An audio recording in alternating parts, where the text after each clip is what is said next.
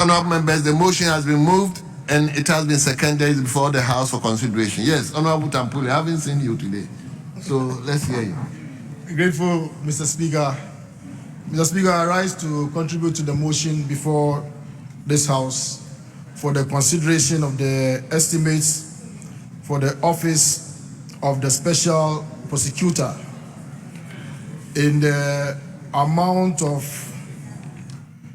Mr. Speaker, 158,936,458. Mr. Speaker, the office of the special prosecutor has recently come under public scrutiny, and it will be difficult for us to make commentary on its budget without making referral to the raging discussion about the effectiveness of the office, about the continued relevance of the office. Mr. Speaker, it has to be on record that about 3 petitions as of today have been referred to the President for the removal of the special prosecutor. Mr. Speaker, this comes on the heels of the removal of the Chief Justice of the Republic of Ghana. Mr. Speaker, next on the agenda is the removal of the EC. Something is happening in this country, Mr. Speaker. Mr. Speaker, something is happening in this country. If we are minded to fight corruption, we should be hesitant in the way and manner that we are attacking office of accountability. Mr. Speaker, these bodies were created to be fearless, independent, and to prosecute their business without any big brother overlooking their shoulders.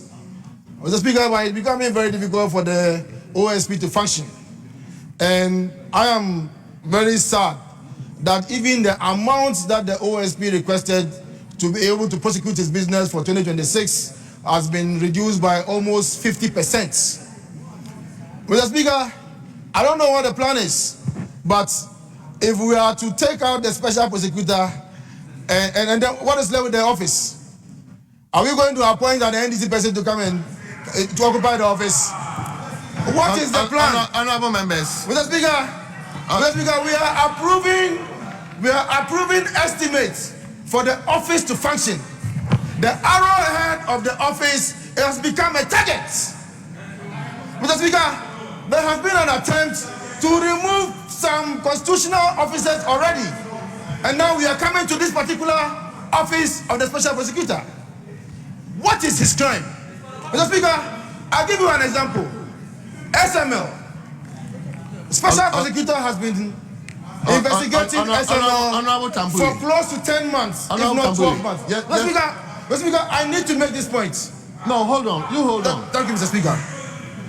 Honorable Dafeamekpor. Mr. Speaker, at times I become reluctant. Yes. Because I know you are prosecuting government business. Yes. And I just want things to flow. That's why at times I reluctantly decide not to attend to you. So please appreciate Mr. Speaker, the fluidity of government business must not suffer when untruths are being placed in the answer. Mr. Speaker, there's no way the government is pursuing anybody out of office. There's no way. That cannot be a statement of fact on this floor. Citizens have rights to petition, and they must have done that. It does not constitute a removal. So don't make that suggestion. Second, we are approving the estimates for next year's operations for the office of the special prosecutor, not the special prosecutor.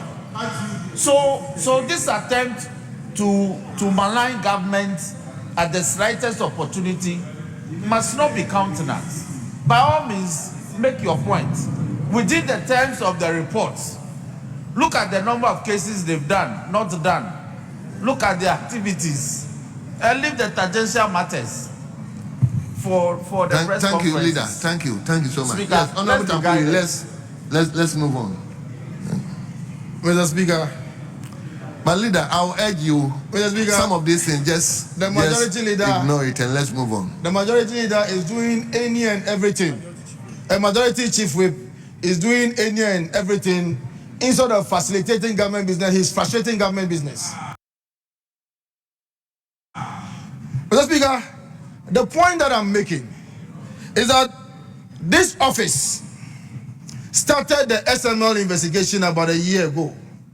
And it is on record that the Honorable Attorney General and Minister for Justice said that the Office of the Attorney General is also pursuing its own investigation in respect of that same matter. Mr. Speaker, it appears that another state agency is also investigating SML. SML Bako. Investigations Bibri. Mr. Speaker, you see, Mr. Speaker, what exactly is the issue? What exactly is the issue? Listen, the corruption has started. You are overspending what has been appropriated to you. You are overspending. It is on record. It is on record. Honorable members, please. Let's move on, please. I beg. The work that the OSP is doing requires some amount of focus. But it appears that anytime that OSP makes a move, some other state agencies will come and then pulling their legs from different angles. So we're not sure whether the government is actually committed to the fight against corruption. Mr. Speaker,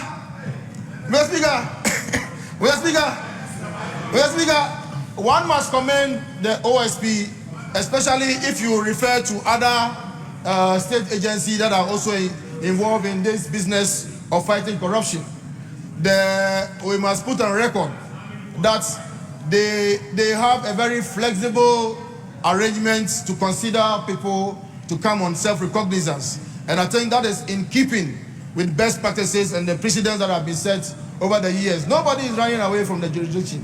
And so when you invite a minister, a former minister, a member of parliament, and so on and so forth, by virtue of he being a member of parliament, requires that you give the person a self-recognizance bill and not necessarily go and put some very onerous bill conditions. So, Mr. Speaker, with these few words, I'd like to signal that the House should approve the sum of 158,936,458 million Ghana cedis for the office of the Office of Special Prosecutor. I thank you, Mr. Speaker.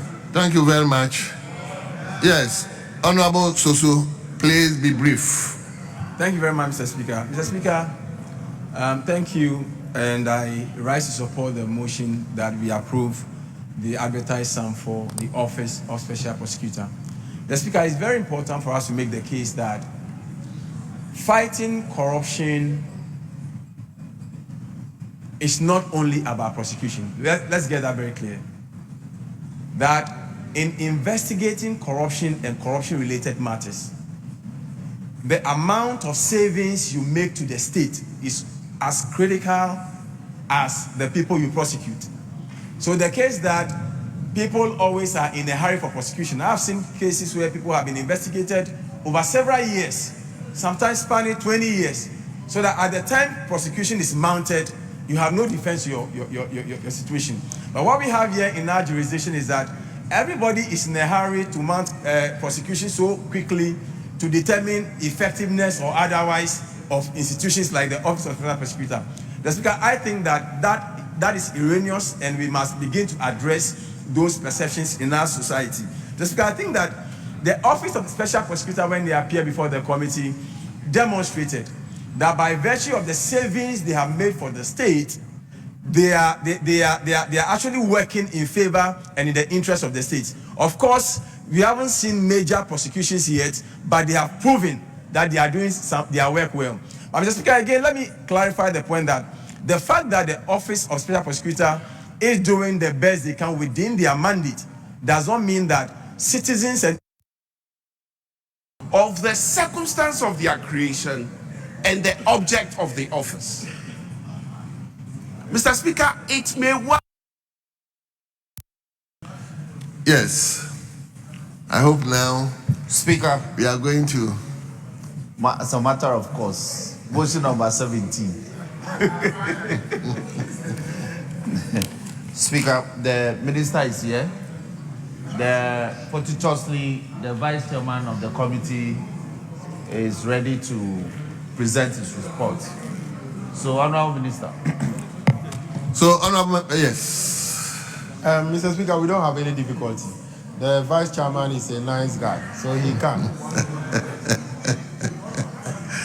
Honourable members, let me invite you to page 12. Page 12. Item listed 17. Motion by the Minister for Foreign Affairs. Honourable Minister, you have the floor now. I'm grateful, Mr. Speaker. Mr. Speaker, I rise to move motion numbered 17, that this Honourable House approves the sum of 1,696,321,803 Ghana cedis for the services of the Ministry of Foreign Affairs for the year ending 31st December 2026. I so move, Mr. Speaker. Thank you very much. Yes. Vice Chairman. Thank you, Mr. Speaker. Mr. Speaker, I rise to second the motion number 17, urging the House to approve the sum of 1,696,321,803 Ghana cedis for the service of the Ministry of Foreign Affairs for the year ending 31st December 2026.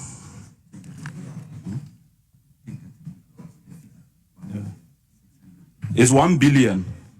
Yeah. Mr. Speaker,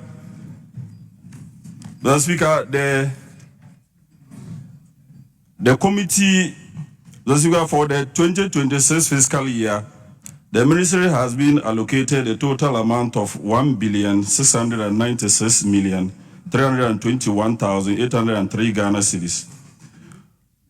Mr. Speaker, comprising 1,300,000,000 for Government of Ghana (GOG) and 388,783,033 Ghana cedis.